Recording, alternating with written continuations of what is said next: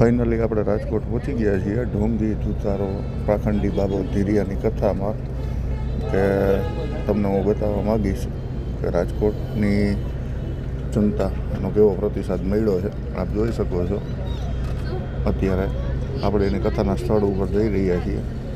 ટ્રાફિકના નામે ઝીરો. આ રેસકોર્સ રોડ છે, રૈયા ચોકડીની સાઈડથી આવે છે. આપ જોઈ શકો છો કે કેવું ટ્રાફિક છે. આવા રેસકોર્સ ગ્રાઉન્ડવાળો રસ્તો આવી ગયો છે.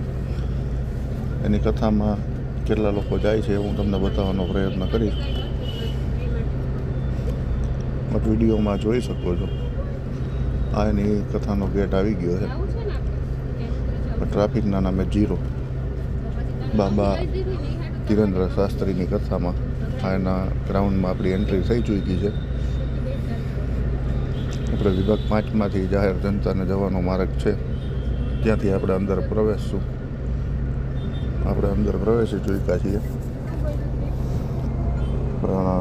ધીરેન્દ્ર બાબાની કથામાં તો ટ્રાફિકના નામે ઝીરો છે.